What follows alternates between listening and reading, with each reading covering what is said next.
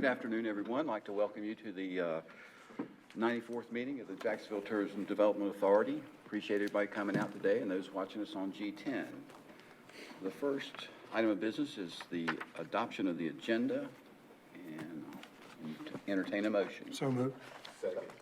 All in favor? Aye. Thank you. And then the approval of the minutes for July 27th, 2023. Second. All right, motion is second. All in favor? Aye. Okay, the minutes are approved. Our first item, action item today is our FY 2023-24 spending plan modification. And I'll go ahead and turn that over to Mr. Prince. Thank you, Mr. Chairman. Good afternoon, everyone, and thank you for spending time with us on business of the Tourism Development Authority today. So as is customary, we do modify the spending plan pretty much every meeting depending upon need. And today we have one request. That request is related to social media. And if there's one thing that we've emphasized over the past year, maybe year and a half, is that social media is becoming the main means that people get their information. What you see here on the slide is just it's actually some statistically valid information that helps confirm that for our area. You know, anecdotally, we all kind of knew that that was happening, but when you look at this slide right here, these are results from our Recreation and Parks Master Plan survey, so it's not directly related to tourism, but the concept remains the same. We're seeing this trend in a lot of different areas. In this case, social media represents 67% of people's means of getting information.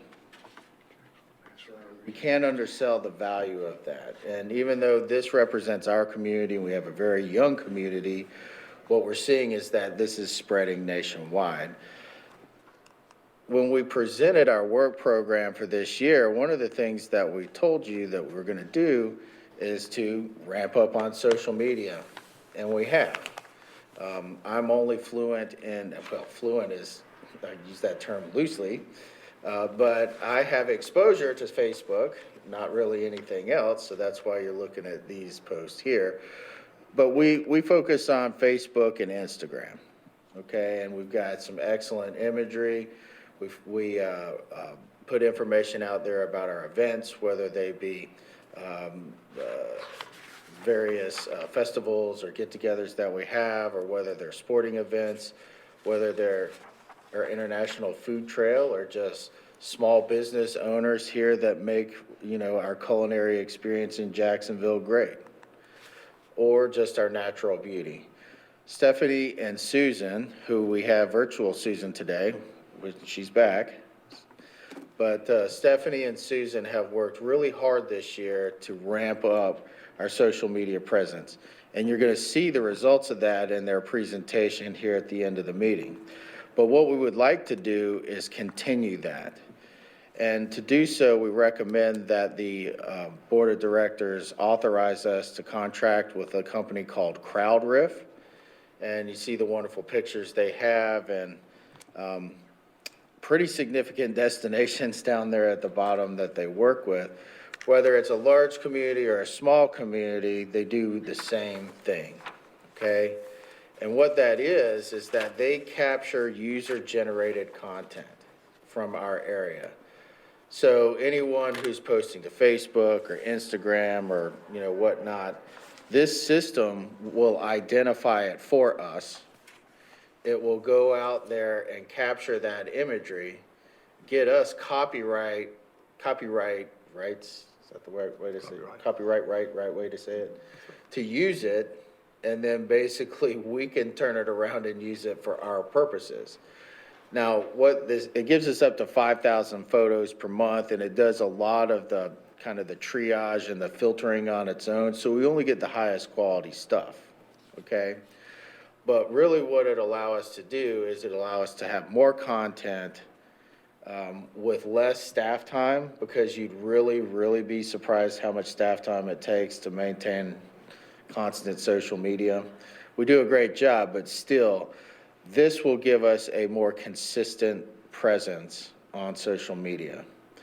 And it'll also help us reach a variety of different markets, because whomever comes here and is doing social media, whether they're young, or old, whether they're here for military or whether they're here for pleasure, we'll be able to capture that stuff, use it for our purpose, and advocate for people to come to Jacksonville. So in your agenda item there, it outlines that the request is to transfer $10,000 from our unassigned balance in the promotions category to what we're calling the UGC software line item. And please just remember that UGC, I've had to over the past few weeks, because that's what we're calling it now, UGC. It's not just social media, it's UGC. But we feel that this is a great way to go. We presented this to the promotions committee 2 weeks ago, I believe it was. They support this expenditure, and we would certainly appreciate a motion and approval of the spending plan amendment.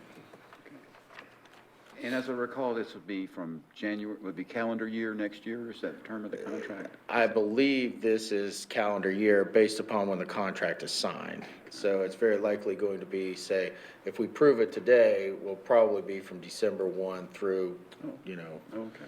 what would that be, November 30 of next year? Any other questions? Yeah. Yeah, what do they do? I mean, how do they, do they send it, do they capture the stuff and send it to you and then you back out again? I mean, the staff back out, or do they take care of disseminating it themselves? How does that work? I can't claim to be an expert in that situation, but from what I understand, they go out and capture it, okay? And they store it for us in a cloud-based system where we can access it, and they organize it based upon what the activity is, or, what the event is, so far and so forth. And then we can access that and turn it around and use it for our purposes. So you can use it on the front end as an advertisement, and then you can also on the back end as to showing, this is what we did and how we did it, and here's That's some right. folks, and you can look through, maybe find yourself, whatever. Okay. Yes, sir. And frankly, we're going to learn more about it as we go through it. But our promotions staff group, they looked at a variety of different options, and by far, this was the best solution for the money. Do you understand the copyright process? I mean, how do they obtain a copyright, or is it just, I guess, Mr. Carter might. Anthony, can I jump in? Oh, Susan? Anthony, is it okay for me to jump in? Sure, if you have the answer. Yeah, UGC stands for User Generated Content. And so what is happening is that they find the images that other people are shooting of our destination when they're out and about. And then they have a message that they shoot to that person. They ask them if we can use their images, and they can say no, and they immediately, their images leave the database. And if they say yes, then we have the option to use them. And they even ask different tiers, is it okay to use it just on social media? Is it okay to use it in advertising? The whole thing. And so when that person just click, says yes or no, just like when you're accepting cookies when you visit a website, and then all of that is stored so that we're able to find and play back the images that work best for us that people who are here are using and shooting. So it sounds like they sign a digital waiver, Right. and then that gives us authority to use the imagery and the content. Well, So thank you, they Susan. can't use that content after we use it, after we Oh, copyright I'm it? sure they can. Okay, just making Yeah, sure. I'm sure they can. Okay. It just gives us the ability to use it as well. Okay. Needing a motion to approve the modification of the spending plan. Make a motion to approve the modification. Second. All right, first and second. All in favor, signify by saying aye. Aye. Opposed? No? All right, motion passes. Very good. Thank you. And now we come to some presentations, and the first one is our JTDA Annual Financial Report. Oh, okay. Good afternoon. My name is Leanne Bagasala. I'm an audit director at Malden and Jenkins. This is our second year serving as your external audit firm. And I'm going to be presenting the fiscal year 2023 or the June 30th, 2023 audit results. So in the PowerPoint slide, there are not that many slides, but I will tell you who your engagement team is. So you get familiar with the names of the folks that are working on your engagement. I'm going to go over your 2 audit opinions that you have, as well as kind of go through some of our scopes and procedures. There are 2 slides of required communication. Those are things that I'm going to communicate to you in the form of a PowerPoint. Sometimes you see auditors give those to you in written form. This is your written form. And then also give you some more information. But at any time, if you have questions, please feel free to let me know. All right, so this graphic right here is just a representation of who Malden and Jenkins are. We are a firm, we're based out of Atlanta, Georgia. We have over 100 years of service. Currently in our government practice, which is a third of our business, we have over 650 government clients this fiscal year. And we operate in 6 states and we have 13 offices. And we just opened up our Raleigh, North Carolina office last year. I served as your engagement director. I am the one that ultimately signs your audit opinions. Tim Lyons is your quality review partner. Every audit that we have 2 partners on it, basically one that does the work and one that checks the work. And then Jack Wood served as your senior associate. He was in charge of the day-to-day operations, but there was also several other folks that worked on your engagement. So this next slide is your audit opinion, and there are a lot of words on this slide, but ultimately our responsibility is to provide you an opinion under the compliance of the generally accepted accounting principles of the United States of America and the government auditing standards. To do that, we consider the internal control structure of the TVA when reviewing the basic financial statements, but not for the purposes of providing an opinion on the effectiveness of internal controls. Our audit was performed in accordance with GAAS and government auditing standards, and we provide reasonable but not absolute assurance that the basic financial statements are free of material misstatement, but ultimately the financial statements are the responsibility of management. So your first audit opinion at the beginning of your financial statements is an unmodified opinion or a clean opinion. It's the highest level of assurance that we can provide.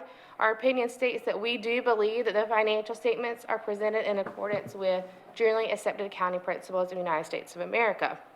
But our responsibility does not extend beyond that report. So you got a clean opinion, in summary. The next opinion that you have in your financial statements is in the back of the financial statements. This is a government auditing standards report, or usually called a yellow book report. In that opinion, it has similar verbiage about us reviewing the internal controls for compliance laws or regulations. In that opinion, you also received an unmodified opinion, so you got another clean opinion. And then the next two or three slides are required communications. We just want you to know that there are a lot of significant accounting policies used to create your financial statements. They are the responsibility of management, and they are disclosed in Note 1 of your financial statements. We do believe that the policies that the authority have are in accordance with generally accepted accounting principles. Also, within your financial statements, there are some judgments that are used and estimates, and they're an integral part of building your financial statements. They have not changed from the prior year, and we do believe that they are reasonable based on our audit. From a relationship standpoint, we got full cooperation from the authority's management and staff to perform the audit. There are no disagreements during the audit. As part of the audit, we do require management to sign a management representation letter that basically says that the accuracy of the information provided us is to the best of their abilities, is complete and accurate, and all requests that we have. We are not aware of any consultation with other auditors, so basically any question that management had, they came directly to us. They didn't go to a third party and ask them, which is our preference. And that if there was anything significant, we did discuss that as part of our planning throughout the audit, and we continuously are available for any significant discussions on accounting policies or changes that are coming up. There were no audit adjustments. So the books and records that we received were what you see in front of you. We did not have any corrections or changes that need to be made to your books and records as part of the audit. We also didn't have any past audit adjustments, so there was no entries. As part of our audit, we do review the disclosures that are in the financial statements. We think that they're an integral part of the financial statements. They provide a lot of information, and overall in our audit, we determined they were neutral, consistent, and they provided clarity to the financial statements. And then the last one up here is just to let you know, we are independent of the authority, and we are also independent of the city of Jacksonville and its financial reporting process. We do have one GASB pronouncement that's coming up. It's going to be applicable for the next fiscal year related. It's a GASB Statement 100. If there are any accounting changes or error corrections, we would have to review that new GASB as part of the audit. But hopefully there will be none. There are 3 projects that are still in the works. I presented these last year and they haven't moved. So they are still working through several GASB projects that will be on the horizon, and if they do affect the authority, we'll make sure that we discuss those with management. And then the last slide I have is that as part of being our client, we do offer CPE to anyone that needs extra continuing education. We've been doing that for over 13 years. We do it on a quarterly basis. That's just a free service that we have for all of our clients, and these are just some of the topics that we have covered. Anybody have any questions? Could you go back 2 slides? This one? This one. And you said if they have any modifications, who is they? So if these GASB projects have any modification that would affect the authority, we will make sure that it gets implemented in your financial statements. Who would make the modifications? The management will be responsible. We would be there as an advisor to help make sure that the GASB is correctly followed. So just like this past year, we had to implement GASB 96 related to subpoenas. And the prior year, we had to implement GASB 87 related to leases. So we helped the city and the authority through those to make sure if they needed to be recorded, that they were properly recorded. I think one of the questions is, who is GASB? That's the government, could you Yeah. explain that Oh, process? sorry, that's the Government Standards Board. It's a group of, that's the authoritative guidance, that's what we have to follow as being a government entity. And so they do breakouts where they have different projects. They ask a lot of people in the field. So for example, the second partner on this, Tim Lyons, he's actually on the task force for going concern and uncertainties. So they have their own group at GASB that helps create these projects, but they also pull in other CPAs across the United States to help them as well, kind of get information from inside the field too. Thank you. Anybody else? I have a question for Anthony. Okay. The money for McAdams, is that out of the current fiscal year, or was it included in this fiscal report? It was included in that fiscal year, sir. So when I look at the unrestricted at 3.9, that's, or the restricted of almost 1.2 or so, it's actually in the restricted because it's obligated. Okay, thank you. Very good, Leanne. Thank you so much. Sure. I'd like to go ahead and get a motion to accept the I auditor's report. have a question. I didn't realize this. So the money that we have is earning interest through the state? Is that correct? Yes, we have it invested with the, just like with the city's money invested in the trust. Yeah. Oh, wow, okay, good, thank you. I was happy to see $160,000 Yeah. in interest. Yeah, that's That's fantastic. something that's been missing a long time, that interest income, so. Yeah. Definitely better than last year. Yes, better than last year.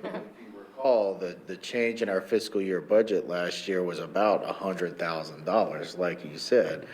Previous to that, I think the interest draw was what, budgeted at Like 2,000 or something. $2,000 or $3,000. And so, Sabrina and her team, other than the great work that they do on financial management and reporting, they went out and they figured out ways for us to make the money work for us, which is excellent. Fantastic. Yeah, Thank you so much. that's great. Good for us. Maybe that's why it flew by me. If it's 2,000, that doesn't catch my attention. Okay. So can I get a motion? Yes, accept. I make the motion that we accept this audit report as presented. Second? Second, all right. Motion is second, all in favor? Aye. All right, thank you very much. Okay, good. We're going to go to item number 3, our Onslow Veterans Powwow 2023. Oh, good. Oh, great.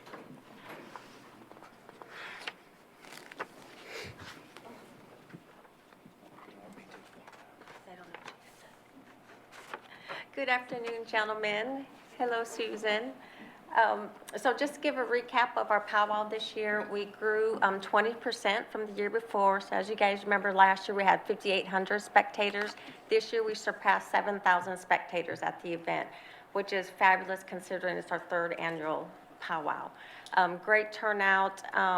One thing I wanted to mention that was significant was Sodexo is one of our sponsors for the powwow.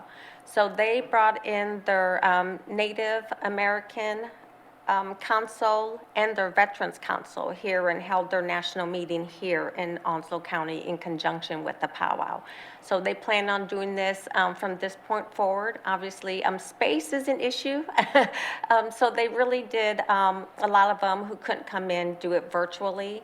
But I think we're going to work with a couple of the hotels here and see how we could get everybody here on that. I just think that's fabulous because we're bringing a partner that is in the community, but not necessarily a big proponent of the community. So they definitely want to get more involved in that aspect of it. We added another sponsor this year, so we bought Cisco in. So Cisco is another, I think it's going to be a game changer for our community here as far as their sponsorship and what they could do to our community. So I'm really searching for sponsors outside of our community to bring them in and see what a fabulous area we have here. Because as we know, a lot of our businesses are getting tapped through sponsorships. I know because I tap them through my other hat through United Way. So I'm really sourcing outside, and it's been very easy to do. People want to come, they want to support our veterans, they want to support our military. And I was really surprised on how many the corporations have councils within the corporate world focused just on their veterans and focused on Native Americans. So focusing on those, I think we're going to be able to bring in huge partners in that aspect. So our powwow has grown this year. We added the Gold Star tribute wall this year to the powwow, which was absolutely amazing. I hope you guys were able to get out there and see that. We added the Tree of Valors came in. And we added the teepee with storytelling and flute playing at the teepee.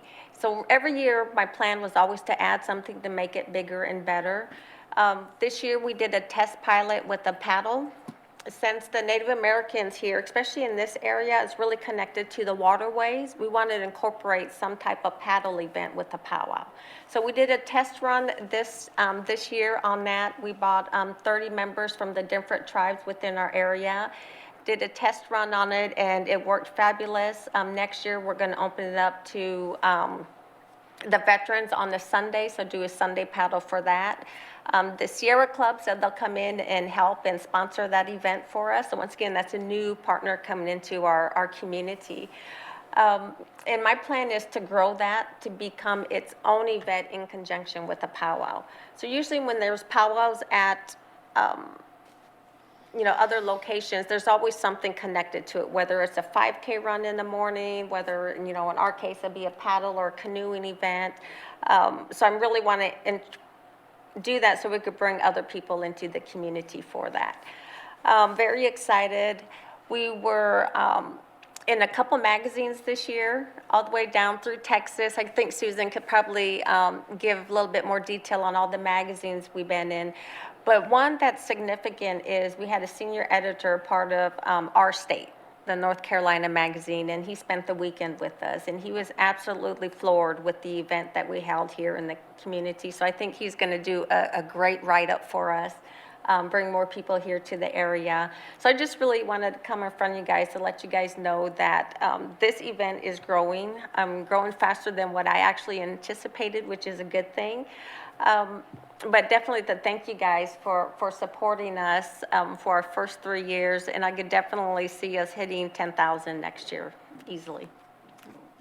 Thank you very much. I was able to get out there on Sunday great. afternoon, and it was, the bleachers were full. It was a great experience. I mean, tons to do, tons of vendors. It was really an exciting event. Great, thank you. I'm glad you got to enjoy it. Thank you very much, and thanks for what you do. Okay, thank you. Teresa, was there anything else you wanted me to cover? Susan's going to cover some of Oh, okay, okay. All right. Okay, great. Well, thanks Mr. again. Chairman, if I could, Sure. this is the perfect example of what we're trying to do in supporting events for our community. 3 years ago, a little over 3 years ago, this was just Raquel's idea, right? And through partnerships, not only with us, but other people, she's been able to bring it to this monumental event, which is essentially one of the cornerstones of our Veterans Tribute program. And, you know, I can't really think of anything better to have as part of that Veterans Tribute because of the fact that, you know, we're celebrating veterans. We're celebrating Native American culture. We're bringing people from out of town to come and experience Jacksonville and Onslow County. And it's a wonderful educational process, too.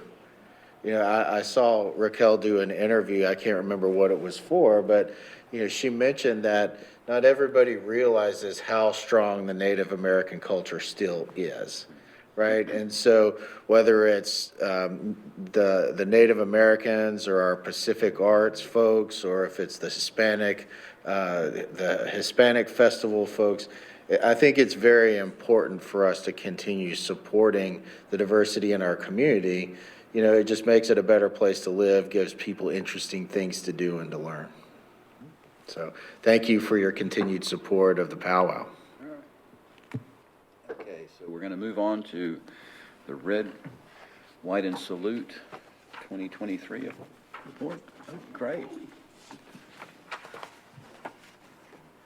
Good afternoon. I'm so thrilled to follow up such a great presentation. The powwow was amazing.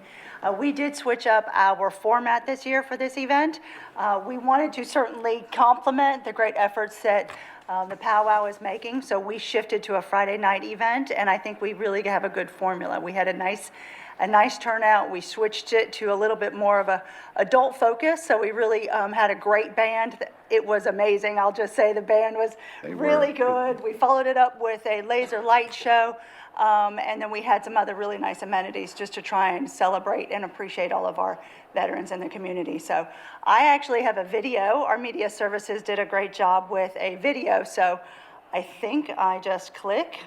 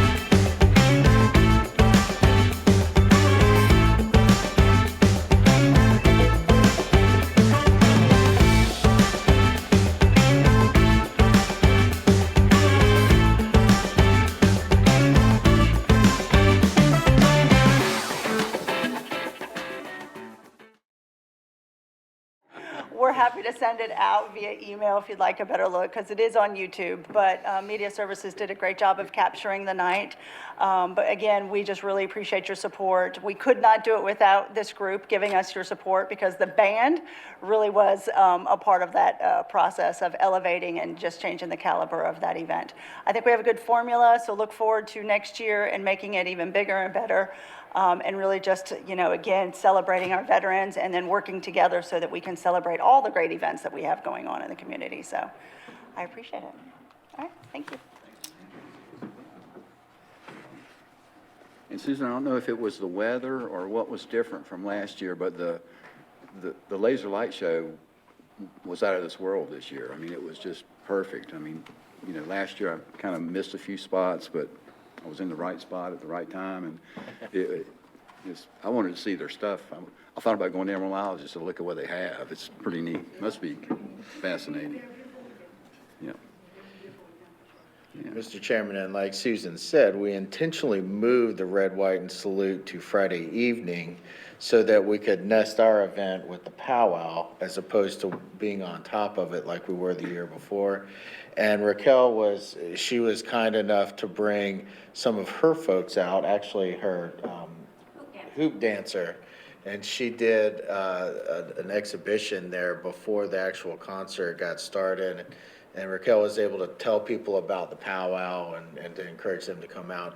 It was just a great experience. So a couple of things to calibrate on for next year, but we feel like this is the right format moving forward. All right, so we've got in your packet a tourism-related committee report and our promotions hotelier update. We've got I guess, no data to the report this time. Correct. Okay, so we can move right on to our market and events update. I guess, Susan, you gonna do that for us? Okay. Okay, gang. So if y'all give me my Montford Point Marine slide, my media friends, we had an exceptional coming together of City, Montford Point Marine, and the Montford Point Marine families. Alexis, do you want to present on this, or would you like for me to? Alexis, No, it's okay. I got it real fast. Okay, there you go. It's kind of a throwback in time because this is back in August. So we held it on August 25th after the ceremony, which the ceremony was beautiful. I don't know if any of you had a chance to go, but it was a really awesome ceremony. And then after that night, around 6 p.m., we had the family gathering. And we had it at the Jacksonville Country Club. We were expecting around 125, 150 attendees, but we ended up with over 200. We had one family of 20 that came all with the same t-shirts. It was awesome. You had people from Ireland come, all over the world. So it was a very, amazing turnout. They all had fun. We had a photo booth. It was very successful. A little bit of snafus with just the unexpected amount of attendees. So next year I'll be taking on the responsibility of registration and setup. So Mallory and I are going to start working on that next week to make sure that we're fully prepped.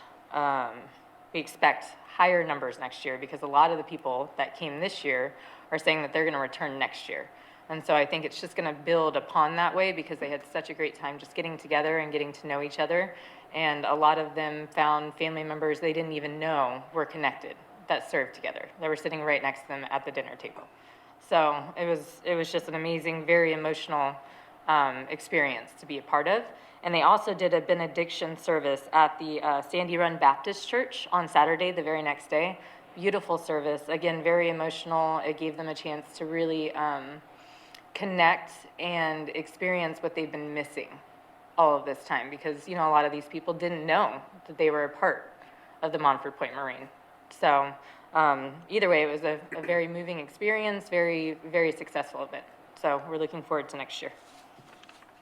On that note, too, coming back next year, what they told us is typically they do their annual conference in Jacksonville every other year, okay? And they did that here this year, but they had such an exceptional time that they're actually going to continue doing it in consecutive years.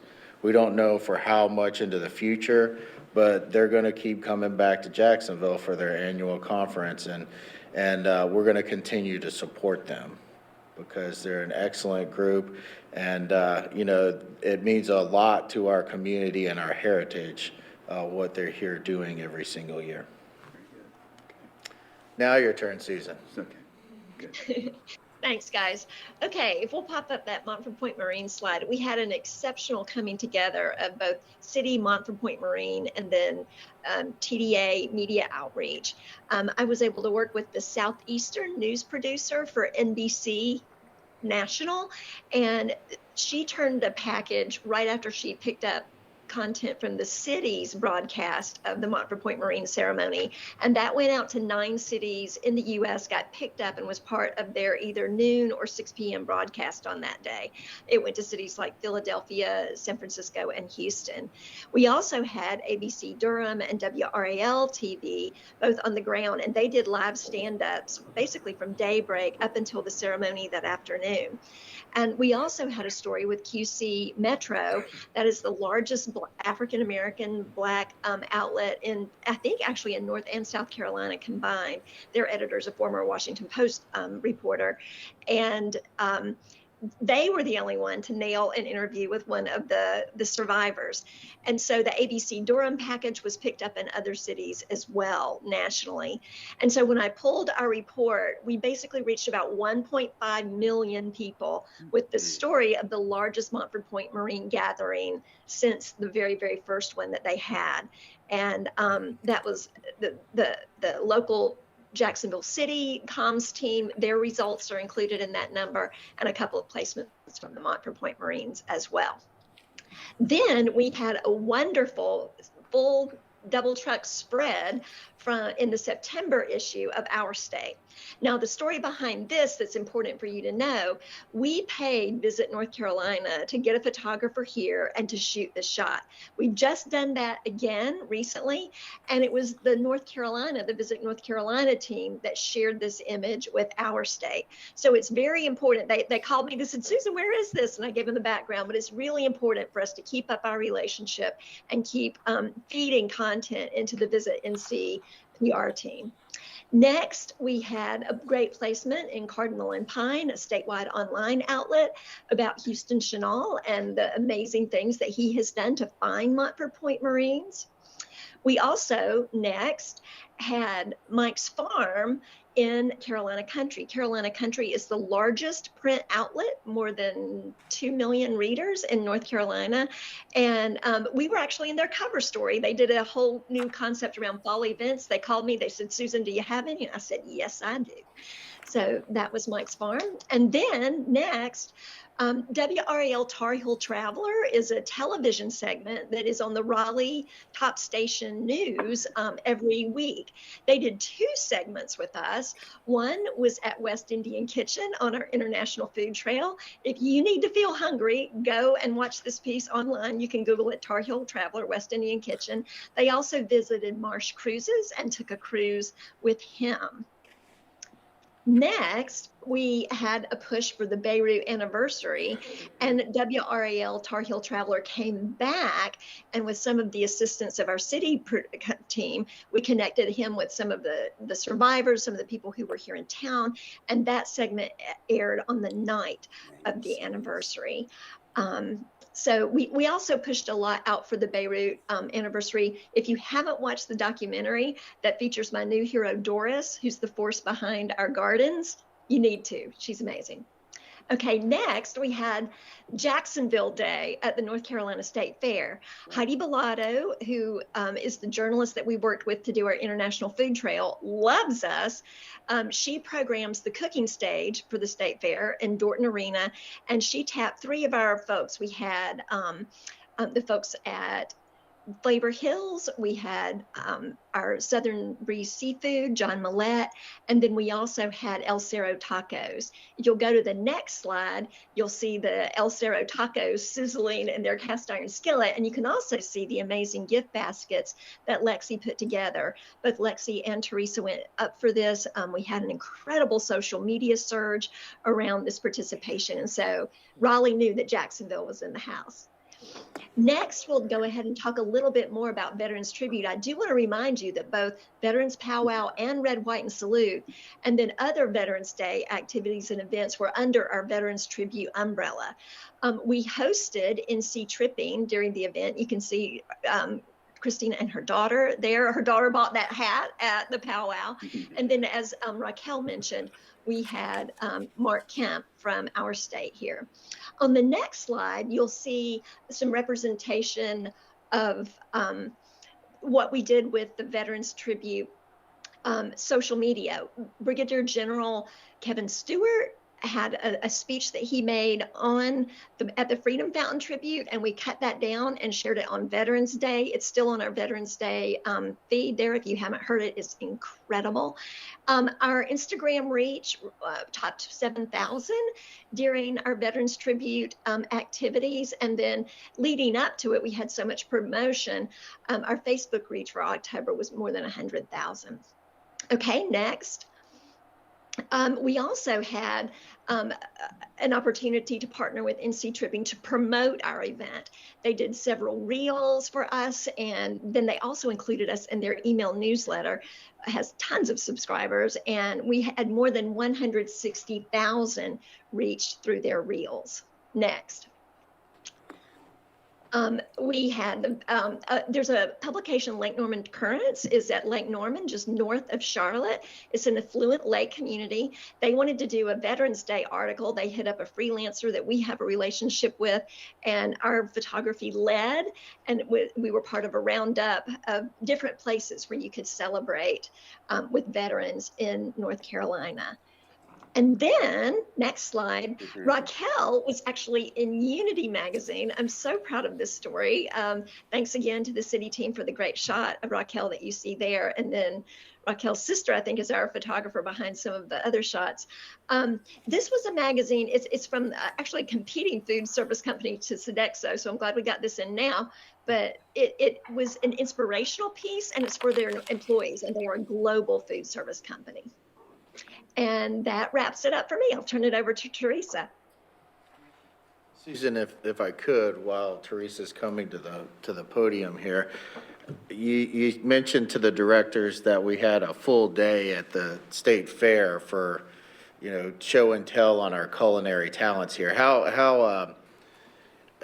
prominent is that? Does that happen for other communities that they get an entire day, or is that because of our wonderful relationship with Heidi? Thank you, Anthony. It's because of our wonderful relationship with Heidi and her love and support of Jacksonville. I'm not sure there was another community that got that kind of billing during the state fair this year. So just to be clear, we commandeered the main stage at the state fair for an entire day with our culinary experience, I think it's very strong. Heidi did actually. I was there with Alexis, good afternoon, and she gave us 3-minute commercials on Jacksonville and our culinary, the International Food Trail, and just really promoted Jacksonville to the crowd. It was pretty cool. So it was a fun time. I wanted to, unfortunately, I have to follow Susan with all her exciting stuff and Raquel with all her great stuff, so I'm going to try to make this great. So we finished up, last time we met, we were still in our campaign, in our spring-summer campaign, and the campaign wrapped shortly after that, so I wanted to just kind of share some results of that with you. So I don't know if you remember, but I'll show you real quick what the commercial looked like, and I'll put on my announcer voice for you and read through it real quick. We did a 30-second ad this time, which we've moved from 15, so obviously it gives us twice the amount of time, so you have more time to sell the destination. Here you can unplug, unwind, spend quality time, honor, explore, and so much more. For just the right destination for a much-needed vacation, look no further than Jacksonville, where you can escape the everyday and reset. Whether you sneak in a weekend or stay a while, Jacksonville is the place to take a break without breaking the bank. Make a short drive and enjoy a long weekend in Jacksonville, North Carolina. So the campaign did really, really well. Our targeting was We had 3 tactics that we used: Google search, social media on Instagram and Facebook, and then did retargeting through social as well. Up to 4 hours away, and families with household income up to 125K. The impressions were over 500,000. So, and an impression is how many times the ad is actually shown, so how many times it's seen. The click-through rate, industry standard you'll see here on Google is 3.3 to 5%, and our click-through rate was at 19. The click-through rate on social was twice as high as the industry average. So what that tells us is that we're running some compelling content that people are interested in, and clearly we're targeting the right people with our ads. The video completion rate at 93% is pretty strong. That means 93% of the people that saw it finished it to the end, so they didn't click out of it. When we do these campaigns, we send people, if they do click on the ad, it sends them to our website, to our new website. And so during that time, we send them, obviously, if we're targeting families, we send them to a landing page that's all about how much fun their family can have in Jacksonville. From that page, we monitor what they do. We can track their behavior on the website, so we can see, do they go to other pages? What do they do? Do they bounce right off the site? Or are they finding what they want? We know that a significant number of people go to the events page. It's getting a lot of traffic. And we had, during that campaign, we had 341 visitor guide downloads from the website, not to mention all the ones that we're getting requests for every week. And we're still getting those requests in every week for people that want the hard copy in their hand. What this also does for the website is it helps, as we get more exposure and people hear about us and people are curious about us, it grows organically. Our website traffic is growing, which means it's not aided. We're not sending them there. People are finding our website on their own, whether they look for it or come across it from someone else. So our organic, I put in here a couple of numbers. The increase in sessions, it's almost 200%. The average session duration is up 44%, so they're finding good information that they're interested in and staying on the page a little bit longer, staying on the site a little bit longer. These are our most visited pages on the website. So, and it shows the percent of increase, and this is based on the 3 months prior to the campaign, so it's really late first quarter and spring, early spring, but it really, our traffic is up to the website, on the website. International Food Trail continues to not surprise us, but every time we see those numbers, we just light up. I can't help it. It's just the greatest thing. We did actually our photo shoot.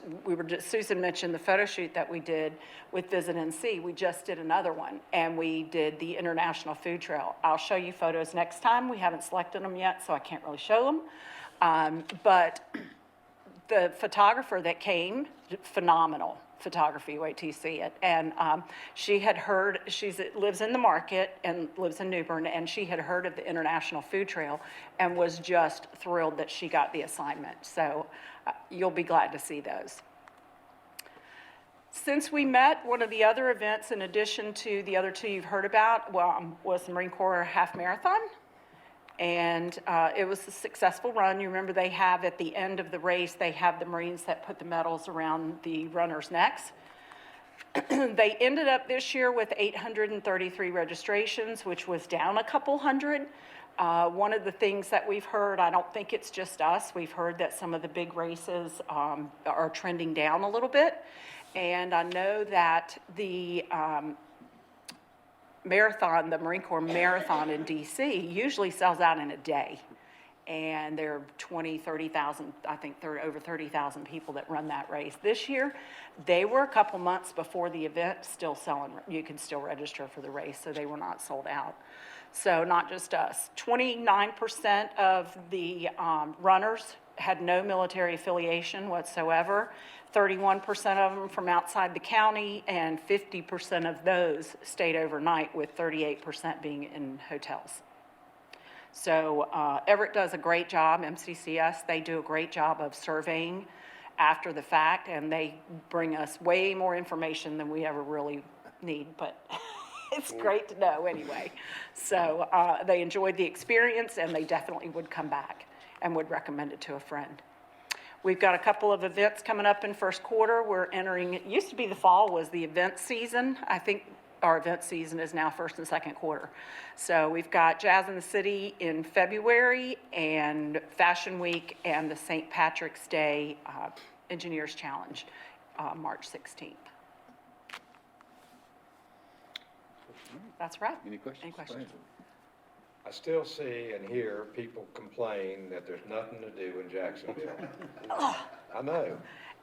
Do you track how many people from the city look at these, or from Alonzo County? Not necessarily restricting to Jacksonville, but up from Alonzo County. I know you can track people from outside. And have we thought about pushing that International Food Trail out more to the Yes. to the locals so that they're continuing to do that? Do you have any information on that? They're built into the numbers because we go up to four hours out. We don't spend a lot of our money in Jacksonville on our actual campaigns, but we do with the International Food Trail, and they do most of our traffic, you believe it or not, to our social media. Most of our followers, a good percentage of them, are actually locals, which is not unlike every destination. Also, not unlike other destinations, people say there's nothing to do when they live in other places. Locals just feel that way. I mean, how people say it in Asheville, Yeah. if you can't find something to do in Asheville, I mean, what are you gonna, what else are you gonna do? So, yes, but I do agree with you, and we've talked about that from the very beginning, is we need to be sure and continuously let locals know what we're doing and that we're doing good things. And I think they're just beginning to find out, honestly. We haven't been running these campaigns. This is only coming up, going to be our third year running, advertising campaigns. So. Mr. Warden, too, this is where we come in as contributors as well. So for instance, I think I know maybe 80 people on Facebook. So when I repost something, it doesn't go very far, but I'm sure you have 7,000 or 8,000 people. Become a politician, and you get a whole lot of people want to, yeah. So when you see something that you feel can be, reposted to help broaden, the knowledge throughout the community, please do. And I know that all of our staff members do. Our recreation does it, the city does it, and so we try to cross-post as much as possible. Social media is where it's at. But we also end up putting the food trail on things like the digital billboards when we get those spots. The city gets a certain amount of time on digital billboards, and, there are other things that we can do to promote. One of the other things that we're working on right now is we're putting rack cards in the hotels that actually say, hey, go check out these places. And it doesn't say Chili's on there, It talks about local restaurants. Some of those folks that went to Raleigh are on that list. And so we're doing as much as we possibly can to bring awareness. Another thing that we're really trying to emphasize the rest of this year into the coming year, is we're spotlighting a local business every month. Alexis is taking the lead on that. I can't remember who it was this past month. I think it may have been Flavor Hills. Excuse me? Southern Harvest. So, we're trying to really bring attention to local business. But again, anything that you could do to help us kind of reciprocate that message out would be appreciated. I know in our monthly billings for the water, sewer, trash, et cetera, we put in, but we typically only advertise city-sponsored events, like when we have a Winterfest or some of the other activities. Could we consider perhaps adding in some of these tourism development things that we sponsor, some of these events, so that people become more aware of it? I know that's not social media, but everybody gets a bill. Just about everybody in the city gets a bill in some way, shape, or form. So. Well, what we know is that you have to have a well-rounded portfolio. So people still like to have paper in their hands. A lot of people are moving to social media, but, you know, I can't remember where I was. I was in class at UNCW, and I asked how many people actually had a map in their car. And some people actually raised their hand and said, you know, and these are younger kids. So, you know, we're looking for a well-rounded approach to that. And one thing that hopefully you're noticing is that we're kind of breaking down those barriers between what is city and what is TDA. You know, because to me, that makes no sense. You know, what we're trying to do is we're trying to get people interested in these activities. Sure. And so whether it's Jamboree or whether it's Red, White, and Salute, it makes no difference who is kind of the championing agency. We're really working closely together, and I think you can see that by Susan presenting today and the contributions that Lisa makes and others. Right. So those are really I'm starting to see those things. lines blur, and you're correct. But I still would like to get us more information out to city residents. Sure. Otherwise, come next election, somebody's going to be running on the fact that they're running because they want to see more things in Because there's nothing to Jacksonville. do. I'm headed up to about here with that. Well, I think our presentation today shows that there's plenty to do. Yeah. You just got to be, you know, paying attention. Open to it. To go back to my point, Yes, sir. I didn't realize that Jacksonville had a day at the State Fair, and I went to the State Fair. I would have gone on Jacksonville's Day had I known. And I was in Dorton Arena, and I walked around at the various things, but they were all they were in Onslow County folks. I didn't know anybody. So, but anyway, I didn't know about it. So where was the information put out that it was on? If it was on social media, it went over my head, so. That's where it was. That's where it was. Yes, sir. Sorry. Well, Right. it wasn't on Facebook. If it was, I didn't see it. You know, maybe I don't friend the right people. I don't know, but, You have friends? Well, Bob, don't feel bad. I had to call Alexis the weekend before the Veterans Tribute to find out the well, we schedule put myself. out, I did see something in our billing newsletter, the city, that about the veterans, but, you know, I think they're beginning to find out. And one thing Anthony mentioned too is, I think the billboards really help. Every event that we work with has space on the billboards too. So that is another way that we're getting it out in front of people on those electronic boards, because those are pretty impressive. Well, one thing that I'll start doing, Megan Carter with Recreation puts together an awesome list of activities that are going on throughout Jacksonville. Anything that the city is remotely connected to, it's on this list. So I'll commit to sending that out to each one of you, either every week or every other week, so that you can see what exactly is going on. it'd be nice if it went a wider dissemination, yes, it'd be nice for us to know about it, but really, I'd rather make sure it hits the target audience. We'll do both. How about that? I'm going to try and help my fellow director out here a little bit. And you know, one thing I noticed with the day I was at State Fair, I don't believe there was a kid in Wake County in school that day. They closed for the week. I believe they did. I believe they closed the whole 2 weeks that the State Fair is open, so. Bob, we've become a country of complainers. And the Saturday when I went to the powwow, one of the things that hit me right slap in the face was I looked around and 6,000 to 7,000 people. And my first question in my mind was, where did they learn about this? Why is there 7,000 people here when we hear all the time there's nothing to do in Jacksonville? All the time. Well, somebody's listening, somebody's getting the message, and there they were. So, you know, when I was working in recreation, I heard it every day. And I got to the point where I realized, because when I would go to events, even back in those days, there'd be 1,000 people there or 1,500 people there. And so I asked myself, I finally came to realize that unless you are offering something that they're interested in, they're going to complain.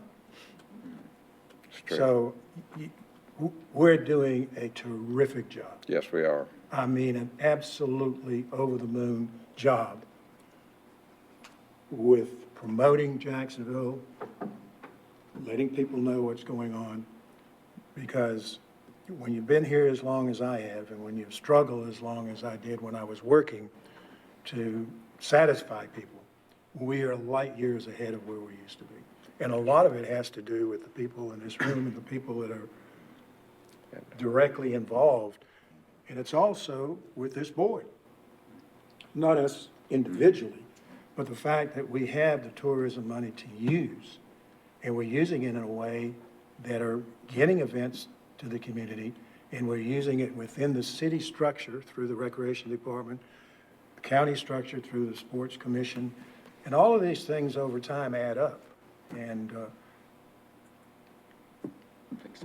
what I would say is, forget the naysayers. Because unless you offer them something that they're interested in, a pinochle tournament or, whatever, they're going to say there's nothing to do. I think one of the issues is that, like before we had three stations. We listen to our, only a couple of radio stations now. Yeah. And there's just too many choices out there, and it's Right. hard to get information to people now. Right. Because one of my questions is, because a lot of times I hear there's nothing to do, it's coming from young military folks. Right. And then I look at the numbers for social media, and I'm like, how are we actually working towards trying to get the information out to the young military and military families? Because I think a lot of times they're not getting this information. Part of the problem, I think, is too, is they don't really look for the information. They want it to fall in their lap, because if you just go to recreation, I mean, you go to their website, is there anything to do with your children? Yeah, we've got a lot to do in Jacksonville. So I think, they're kind of lazy. People are kind of lazy by nature, and they don't seek it out, and they wait until it falls in front of them. But are we getting information on the base? Are they allowing us to share information through any type of means? Or because I think that might be one of the issues. Like before, I know growing up here, I remember seasons of different things they used to have on base, and I know 9/11 changed that a lot in terms of what we did, but we shared information back and forth on what was going on in the communities. And like I said, now with the way social media is and the use of it, I don't know what's making it across the gate or what isn't. I'm hoping the Ospreys, the baseball team, is making its Yeah, way that's out to gonna Camp help. Lejeune. That's going to be a major part of their success if they can draw some of those young Marines off the base to the baseball game. So, One of the things that's going on right now, actually, Alexis just scheduled it today. We're going to spend more time with our counterparts on the base to learn about the demographic. I mean, all of this stuff is continually changing, and they have a better pulse on it than we do. So, we need to learn from MCCS and how they're communicating. We need to learn from the command structure to see how they're communicating and what they want and what they need to push to their personnel. So I would say that we're at the very tip of that right now, and there's going to be a lot to come on that in the future. Thank you. thank you. Teresa, those are some remarkable KPIs. And I mean, I think it just really underscores the value of, not only the execution of this marketing promotion, but these partnerships and the value it brings to everybody involved. Yeah. All right, thank you, Teresa. Okay, folks, are there any other director comments? I've said mine. Okay. I've spoken Bob, up. Bob, yeah, thank you. Brian, thank you There's for coming. definitely a lot to do in Jacksonville. That's right. Yeah, Bob, I lived in Cocoa Beach for a year and heard the same thing. So no matter where you are, like she said, no matter where you are, that's what you think. Well, thanks, everybody, for a great meeting, and Anthony, you got something you want to add? Just a couple of small announcements. Oh, sure. I know that you're probably tired of listening to me by now, but some good news here. I was going to corner Susan while she was up here talking about Red, White, and Salute so that she could give the good news about our kayak vending machines, but those are now in place and they're actually being used. And, it's a little late in the season, but we expect those to be phenomenal assets going into next year. On December 15th at 6:00 p.m., The 2nd Division Marine Corps Band will have a Christmas concert at River of Life Church. That's one of the things that we've been working with them on, Lisa and us. We're able to help make those arrangements with Pastor Chris at River of Life. So I believe it's a free concert, isn't it? Yes. But you just have to register in advance, and this is a great opportunity. 6 o'clock on Friday, the 15th. That's correct, yes, sir. 6 o'clock, December 15th. And then another bright spot here, Alexis was able to submit a proposal for us to potentially host the 2025 Military Reunion Network Conference. Now, that doesn't sound like a lot, but it is, because this is the nationwide group of military reunion planners, okay? We just joined this group this year, and they asked how many communities? 5 to submit proposals. We were one of them. So whether we get it or not, it's an honor to be asked to do that. And the way that I look at it, whether it's 2025 or 2026, we're eventually going to have those people here. When we do that, that's going to be a massive amount of exposure for Jacksonville and military reunions. Just on a humorous note, we've got an event coming up that is known as the Frogman Bow Hunter Challenge.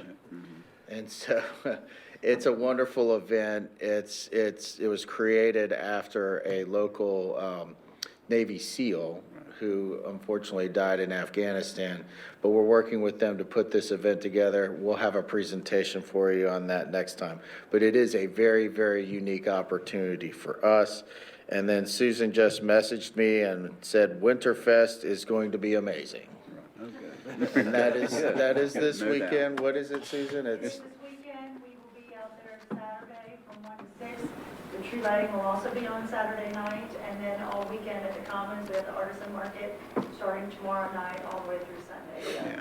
again, to your previous comments, none may say it was in the room, but we have a lot of great things going on this weekend. We just want everybody to come out and enjoy a great event for the family. So put your toboggan on and come sled down the hill if you like. Okay, Thank you, sir. thank you. Anybody else? We're good? All right. Well, once again, thanks to everybody for all the great things you've done and the great things you will do. I think we're making steady progress and seeing some growth. And with that, I'll adjourn the meeting. Thank you. Good job. Good job. Okay.